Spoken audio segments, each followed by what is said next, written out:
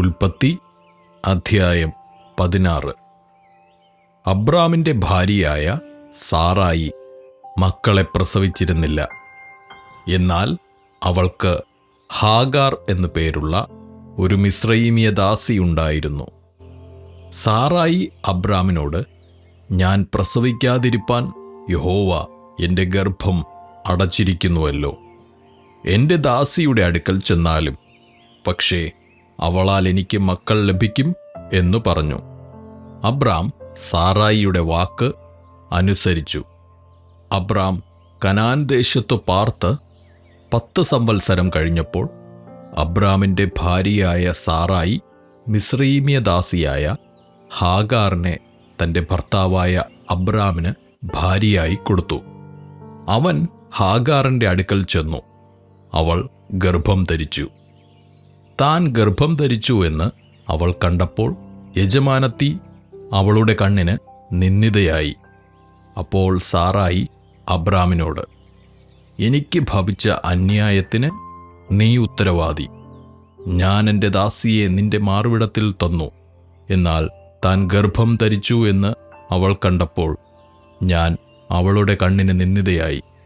യഹോവ എനിക്കും നിനക്കും മധ്യേ ന്യായം വിധിക്കട്ടെ എന്ന് പറഞ്ഞു. അബ്രാം സാറായിയോട്, നിന്റെ ദാസി നിന്റെ കയ്യിലിരിക്കുന്നു, ഇഷ്ടം പോലെ അവളോട് ചെയ്തു കൊള്ളുക എന്ന് പറഞ്ഞു. സാറായി അവളോട് കാഠിന്യം തുടങ്ങിയപ്പോൾ അവൾ അവളെ വിട്ട് ഓടിപ്പോയി. പിന്നെ യഹോവയുടെ ദൂതൻ മരുഭൂമിയിൽ ഒരു നീരുറവിൻ്റെ അരികെ, ശൂര്യനു പോകുന്ന വഴിയിലെ നീരുറവിൻ്റെ അരികെ വച്ചു തന്നെ അവളെ കണ്ടു. സാറായിയുടെ ദാസിയായ ഹാഗാറെ, നീ എവിടെ നിന്നു വരുന്നു, എങ്ങോട്ട് പോകുന്നു എന്നു ചോദിച്ചു. അതിന് അവൾ, ഞാൻ എൻ്റെ യജമാനത്തി സാറായിയെ വിട്ട് ഓടിപ്പോകയാകുന്നു എന്നു പറഞ്ഞു. യഹോവയുടെ ദൂതൻ അവളോട്, നിന്റെ യജമാനത്തിയുടെ അടുക്കൽ മടങ്ങിച്ചെന്ന് അവൾക്ക് കീഴടങ്ങിയിരിക്കുക എന്ന് കൽപ്പിച്ചു. യഹോവയുടെ ദൂതൻ പിന്നെയും അവളോട്, ഞാൻ നിന്റെ സന്തതിയെ ഏറ്റവും വർദ്ധിപ്പിക്കും, അത് എണ്ണിക്കൂടാതെ വണ്ണം പെരുപ്പമുള്ളതായിരിക്കും. നീ ഗർഭിണിയല്ലോ, നീ ഒരു മകനെ പ്രസവിക്കും. യഹോവ നിന്റെ സങ്കടം കേൾക്കൊണ്ട് അവന് ഇശ്മായേൽ എന്ന് പേർ വിളിക്കണം. അവൻ കാട്ടുകഴുതയെപ്പോലെയുള്ള മനുഷ്യനായിരിക്കും. അവൻ്റെ കൈ എല്ലാവർക്കും വിരോധമായും എല്ലാവരുടെയും കൈ അവന് വിരോധമായും ഇരിക്കും. അവൻ തൻ്റെ സകല സഹോദരന്മാർക്കുമെതിരെ പാർക്കും എന്ന് അരുളി ചെയ്തു.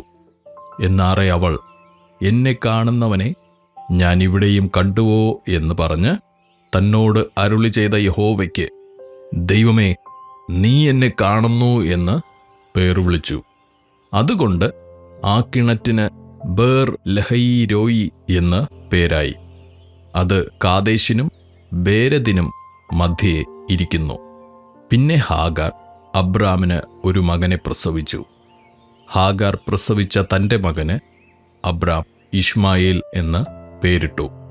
ഹാഗാർ അബ്രാമിന് ഇശ്മായേലിനെ പ്രസവിച്ചപ്പോൾ അബ്രാമിന് 86 വയസ്സായിരുന്നു.